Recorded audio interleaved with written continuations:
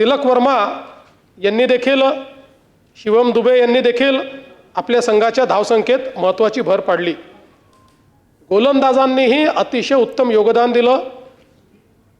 जसप्रीत बुमराह यांनी 4 बळी घेत निर्णायक अशा पद्धतीनं या ठिकाणी बॉलिंग केली आणि विशेषतः या संपूर्ण टुर्नामेंटमध्ये सर्वाधिक इकॉनॉमिक बॉलर म्हणून त्यांनी कमीत कमी धावा देत भारतीय संघाला त्या ठिकाणी जिंकवलं. आपल्याला माहिती आहे मुंबईत झालेल्या सेमीफायनलमध्येही त्यांचाच ओव्हर हा निर्णायक ठरला आणि ज्यावेळी अटीतटीची वेळ होती त्यावेळी एक अतिशय चांगला ओव्हर टाकून त्यांनी ती संपूर्ण मॅच बदलण्याचं काम केलं. अक्षर पटेल यांनी देखील 3 बळी घेऊन त्या ठिकाणी संघाला भक्कम आधार दिला आणि म्हणून फलंदाजी आणि गोलंदाजी या दोन्ही क्षेत्रामध्ये भारतीय चमूने अत्यंत उत्तम अशा प्रकारचं काम केलेलं आपण सगळ्यांनी बघितलं.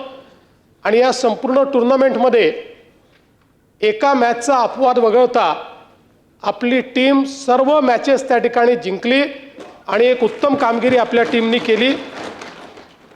म्हणून आपल्या या विधानसभेच्या माध्यमातून भारतीय टीमचे कर्णधार सूर्यकुमार यादव आणि प्रशिक्षक गौतम गंभीर यांचं देखील मी मनापासून अभिनंदन करतो. संघ भावना, शिस्त आणि आत्मविश्वास या तिन्ही गोष्टी या संघामध्ये आपल्याला पाहायला मिळाल्या. आणि विशेषतः ज्याचा मी उल्लेख केला की संजू सॅमसन यांचा ऐनवेळी संघामध्ये प्रवेश झाला, पण मला असं वाटतं की ही संपूर्ण टुर्नामेंट एक प्रकारे त्यांनीच गाजवली असं जर आपण म्हटलं तर ते चुकीचं होणार नाही. आणि विशेषतः वेस्ट इंडिज आणि इंग्लंड विरुद्ध त्यांची जी काही त्या ठिकाणी बॅटिंग होती ती निर्णायक ठरली आणि काल तर ठरलीच. जसप्रीत बुमराह यांनी तर T20च नाही तर आता तिन्ही फॉर्मॅटमध्ये एक प्रकारे भारताचे एस बॉलर म्हणून त्या ठिकाणी नाव कमावलेलं आहे. एक भारतीय क्रिकेटला मिळालेला अनमोल खेळाडू म्हणून त्यांच्याकडे पाहिलं जातं. विशेषतः ईशान किशन यांचं देखील आपण विशेष अभिनंदन करूया, कारण अंतिम सामन्यापूर्वी 1 दिवस आधी त्यांच्या घरी जवळचा अपघाती मृत्यू झाला. अशाही परिस्थितीमध्ये वैयक्तिक दुःख बाजूला ठेवून अत्यंत ताकदीनं ते मैदानात उतरले आणि आपल्या विजयाकडे त्यांनी आपल्याला नेलं. अशा धैर्यवान खेळाडूचं देखील मी विशेष अभिनंदन करतो.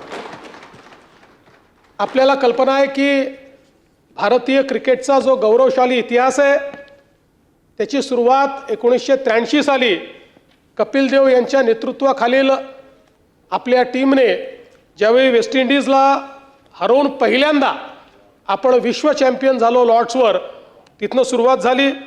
2007 मध्ये महेंद्रसिंग धोनी यांच्या नेतृत्वात पहिल्यांदा T20चे विश्वचषक आपण जिंकलं.